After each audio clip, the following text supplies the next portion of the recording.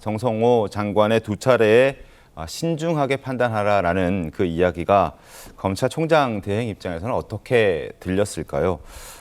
진보 성향 단체인 민변과 참여연대 소속 변호사들도 해석들을 내놨는데 반응은 싸늘합니다. 이창민 변호사, 민변 소속입니다. 구체적 사건에 대한 의견 표명, 수사 지휘권 발동 여지가 다분하다라는 의견이었고, 또 다른 민변 소속의 한 변호사는 여러 차례 의견을 표명한 건 지휘권 취지와 규정에 맞지 않는다라는 의견을 냈습니다. 할 거면 제대로 지휘권을 발동하든지 아니면 이거 법에 어긋난다라는 이야기죠. 그리고 참여연대 실행위원인 임재성 변호사도 검찰개혁 동력이 크게 흔들릴 것이다라는 얘기도 나왔습니다. 어떻게 보셨습니까, 박원석 의원님? 지금 이제 새 정권이 출범한 6개월밖에 안 지났잖아요. 네. 그러면 대통령실이나 장관실에서 기침을 하면 일선 행정조직, 검찰 같은 데서는 감기 몸살, 독감이 걸리는 겁니다. 네. 그게 권력의 생리예요. 그 오래된 권력의 생리로부터 이 정권도 이 검찰도 자유롭지 않았던 거죠. 결국 정권의 무리함과 검찰의 비겁함이 맞물렸던 이 사태를 낳았다고 보는데요. 네. 정성호 장관께서 어제 하신 말씀 중에 제가 정말 이해가 안 가는 대목이 있었습니다. 하나는 구형보다 많이 나왔지 않냐. 네. 그러니까 항소 안 하는 게 당연하다 이렇게 말씀하셨는데, 구형보다 많이 나온 사람은 5명의 피고인 중 2사람입니다. 2사람이죠. 나머지 3사람은 그렇지 않아요. 네. 그래서 마지막에는 검찰에서 김만배 한 사람에 대해서만이라도 항소하게 해달라라고 하는데 그것도 못하게 마지막에 검찰에서 김만배만이라도 항소하게 그런 얘기가 들립니다. 그것까지 요구가 막았습니다. 이제 그런데다가 지금 이게 형량의 문제도 있지만 추징금 문제가 어떻게 보면 더 커요. 네. 검찰에서 7,880억에 이르는 이제 추징금을 구형을 했는데 법원 지금 이 재판에서 인정된 거는 437억밖에 인정이 안 됐어요. 네. 항소심에 가서 그걸 다퉈볼 여지가 사라진 겁니다. 그런데 이제 민주당에서 하는 얘기는 뭐 7천억 전체는 개발 이익 전체고 그중에 실제 추징 대상은 얼마 안 된다. 민사소송으로 가능하다 이렇게 얘기하는데 그건 법원이 정하는 거지 민주당이 정하는 게 아닙니다. 네. 그 규모가 얼마인지는. 다만 그걸 다퉈볼 여지를 없앴다는 게 문제인 거고, 민사소송은 형사 추징 버전보다 훨씬 어렵습니다. 네. 당사자들이 어쨌든 입증을 해야 되기 때문에 맞습니다. 입증 부담이 굉장히 크고 언제 끝날지도 몰라요. 네. 그리고 집행이 가능할지도 모릅니다. 나중에 가서는. 그런 어려움을 뚫고서 하라는 건 무책임한 얘기고요. 또 한 가지는 성공한 기소고 성공한 재판이었다 이렇게 말씀을 하세요. 정성호 법무장관이. 성공한 기소고 성공한 재판이었는데 당사자가 그 피고인들이 다투지 않으면 검찰도 멈출 수 있습니다. 근데 성공한 기소, 성공한 재판에 피고인들이 다퉈요. 그러면 성공한 기소, 성공한 재판을 훼손하려고 하는 거잖아요. 네. 그걸 어떻게 검찰이 안 다투고 내려놓습니까? 앞뒤가 맞지 않는다. 그 자체가 맞지를 않아요. 그런데다가 이런 류의 사건에서 검찰 무슨 그 지침을 봐도 그렇고, 검찰이 뭐 단지 형량을 이유로 일부 무죄가 뭐 뇌물죄도 나오고 많이 나왔잖아요. 네. 이해충돌법도 나오고 다투지 않은 전례가 없습니다. 때문에 이거는 그동안의 항소 관행으로 봐도 맞지 않고 항소 자제해야 된다고 저도 생각해요. 네. 무분별한 항소 억제해야죠. 다만 그건 제도적으로 해야죠. 그 수혜자가 1번이 이재명 대통령이 되면 정치적으로 이게 논란이 안 되겠습니까? 네, 알겠습니다. 자, 신문 하나 더 보여드리겠습니다. 검찰 안팎에서 내년 검찰청 폐지를 앞둔 상황에서 이 수뇌부의 리더십 붕괴가 됐다는 자조도 함께 나오고 있습니다. 자, 조선일보와 동아일보 살펴봐 드리겠습니다. 평검사부터 검사장까지 검난에 불이 붙었다. 노만석 검찰총장 대행 사퇴하라라는 게 지금 면전에서도 얘기가 나왔다. 대검의 부장들이 이런 얘기를 했다는 겁니다. 정성호 법무부 장관은 지금 외압 의혹에 대해서 그냥 나는 의견을 제시했을 뿐이야. 지시하지 않았어, 지휘하지 않았어 라는 입장이 나왔는데 이 부분 저희가 논란의 여지가 있다고 말씀을 드렸고요. 동아일보 보시면 불붙은 검난, 검사장 18명의 지청장까지, 그러니까 수뇌부들은 다 지금 목소리를 내고 있는 겁니다. 평검사도 마찬가지고요. 노만석에 대한 집단 반발이 지금 나서고 있는 상황입니다. 내년 폐지를 앞둔 검찰에 지금 자중질환이라는 목소리도 함께 나오고 있습니다.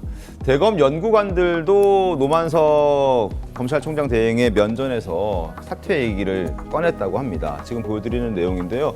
18개 지검 검사장 항소 포기 지시에 이른 경위와 법리적 근거에 대한 상세한 설명을 좀 해달라. 지금 너무 설명이 부족하다, 설득력이 떨어진다라는 이야기를 하고 있는 겁니다. 8개 대형 지청장 역시 납득할 만한 설명과 지위에 걸맞은 그런 자세를 좀 해주기를 바란다라는 목소리를 내고 있습니다. 대검 연구관들도 마찬가지입니다. 자, 검찰의 핵심 기능인 공소 유지 의무를 스스로 포기한 결과를 초래했다. 이러니까 이런 문제들이 발생한다라는 것이고요. 검찰 내부망에서도 거치 표명 포함한 합당한 책임을 다해달라라는 목소리가 나오고 있습니다. 그리고 적어도 대검이 중앙지검과 판단이 다르다면 사유는 국민들이 이해할 수 있고 또 받아들일 수 있게끔 수용할 수 있게끔 설명을 제대로 했어야 되는 것 아니냐. 그리고 의견 개진 기회라도 주는 것이 당연한 의사결정의 과정이 아니냐라고 자 부장검사가 이야기를 했습니다. 자 여기 법조인 계신데요. 양현 변호사님 지금 분위기 어떻습니까? 서초동 분위기가.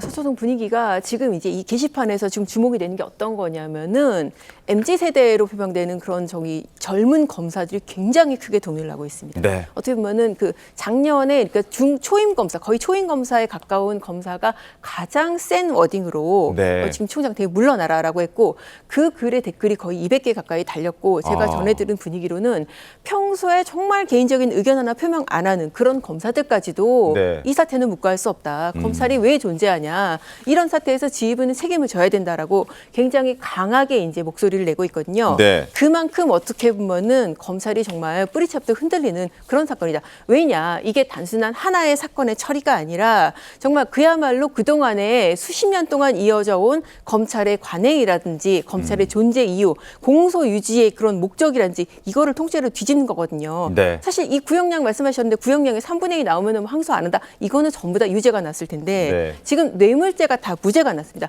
뇌물죄가 무죄가 나면은 당장 이재명 대통령 재판 그리고 정진상 씨 재판에도 영향을 주게 됩니다. 그 부분에 대해서 검찰은 더 이상 다툴 수가 없어진 거예요. 그리고 이제 가장 중요한 것은 지금 많이 강조를 하셨지만은 추징 문제, 민사 소송을 지금 민사 소송하면 되지 않냐? 그거 어디도 나와 있냐면요. 대장동 이번 판결문에도 나와 있습니다. 네. 판사가 그렇게 얘기를 했어요. 민사 소송 냈지만은 지금 첫 길이 시작도 못 하고 있다. 13개월 동안 멈춰 맞습니다. 있죠. 그렇게 멈춰 있고 대통령 재판도 멈춰 있다. 그래서 그냥 판사가 객관적으로 판단하는 판사가 보기에도 이거 빨리 추징해야 된다. 그래서 판사도 이 480억을 최종액으로 생각하고 지금 추징한 거 아닐 겁니다. 네. 더 다퉈봐라는 취지로 그렇게 해서 일단 이 돈이라도 추징을 한다라고 명했을 텐데 그거를 그 뒤에 절차를 검찰이 지금 포기해버린 거죠. 그러니까 이거는 정말 있을 수가 없는 그런 상태이고요. 그리고 이제 아까 그 부분도 조금 짚어볼 필요가 있어요. 그러니까 수사 지휘권, 민변 변호사들, 참여연대 변호사들까지 네. 그런 목소리를 낸 그 부분이 굉장히 중요한데요. 이게 수사 지휘권을 행사하려면은 법에 따라서 서면으로 행사를 해야 됩니다. 네. 그런데 이게 굉장히 애매하게 이상하게 이루어졌다. 왜냐? 지금 항소 마지막 날 거의 일과 시간 전까지 다 항소한 거로 돼 있다가 몇 시간 사이에 뒤집어진 거잖아요. 네. 그러면 그 사이에 수사 지휘에 정식의 수사 지휘가 있었는지 서면이 있었는지 이 부분이 정말 몇 시간 안 되는 동안 블랙으로 가려져 있기 때문에 그리고 민정수석실에서 연락이 있었는지 다 따져봐야 되는 굉장히 중요한 부분입니다. 알겠습니다. 민정수석실과 그리고 또 법무부 장관의 정책보좌관도 이재명 대통령의 대장동 재판 변호사들이라는 점도 논란에 또 기름을 붓고 있는 상황이기도 합니다. 그런데 지금 일선 검사장들 18명의 명의로 노만석 검찰총장 대행의 사퇴론과 관련해서 이름을 다 올렸는데 이게 또 안 올린 사람이 있습니다. 바로 임은정 동부지검장과 그리고 김태훈 서울 남부지검장인데 임은정 지검장은 또 이런 입장까지 밝혔습니다. 항소해야 한다고 판단했다면 뭐 누구든 각오하고 옷벗을 각오하고 서명하고 제출했으면 됐을 텐데 그걸 지금 나한테 뭐 사인을 해달라니 나는 동의할 수 없다. 단칼에 거절했다. 뭐 이런 얘기들을 한 건데 이 양현 변호사님 이거 어떻게 보셨습니까? 임은정 지검장의 입장은? 이거는 뭐 이제 불난질의 부채질하는 것이고 좀 일종의 약 올리는 거죠. 아니 네. 그래 뭐 권한 있으면 항소하지 왜 뭐 지금 와서 이렇게 난리야. 너네 권한으로 항소하지. 그래서 이제 과거에 뭐 그런 얘기까지 꺼내는 것 같더라고요. 그러니까 윤석열 전 대통령 징계 소송 뭐 이런 네. 얘기까지 꺼내고 하는데 사실 뭐 이런 얘기가 뭐 검찰 내부에서 원래부터도 사실은 뭐 어떤 공감을 못 얻은 건 물론이고 더군다나 이런 상황에서는 뭐 공감을 얻기 어렵죠. 더군다나. 알겠습니다.